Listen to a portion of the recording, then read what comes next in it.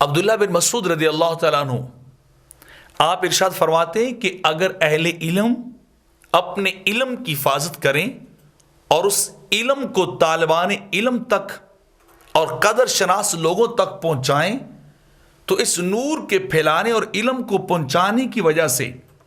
اہل علم حضرات دنیا کے سردار بن جائیں گے۔ لیکن آپ فرماتے ہیں کہ المیہ یہ ہے کہ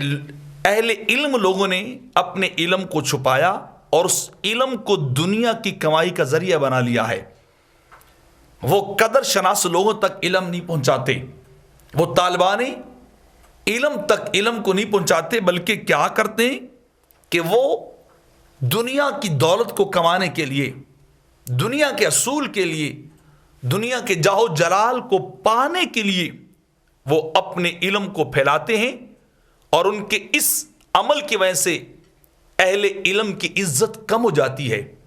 ان کی اپنی عزت ختم ہو جاتی ہے اور وہ لوگوں کی نظر میں حقیر ہو جاتے ہیں۔ اور آپ فرماتے ہیں میں نے آقا علیہ الصلوۃ والسلام کو یہ فرماتے ہوئے سنا ہے کہ جو شخص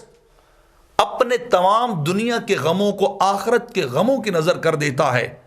تو رب کائنات اس شخص سے دنیا کے سارے غم ہی ختم کر دیتا ہے، اسے دنیا کے غموں سے آزاد کر دیتا ہے، دنیا کی ضروریات سے اسے آزاد کر دیتا ہے۔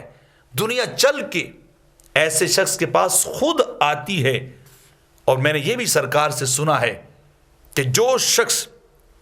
اپنے آپ کو دنیاوی غموں کے حوالے کر دیتا ہے، دنیاوی فکروں کے اندر اپنے آپ کو ڈال لیتا ہے، تو پھر اللہ تعالی ایسے شخص کی کوئی پرواہ نہیں کرتا،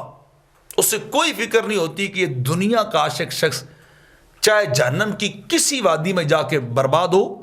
کسی بھی وادی میں چلا جائے اور وہاں عذاب کی نظر ہو جائے، اللہ بھی اس کی طرف نہیں دیکھتا، کیونکہ وہ شخص اپنے آپ کو دنیا کے حوالے کر چکا ہے۔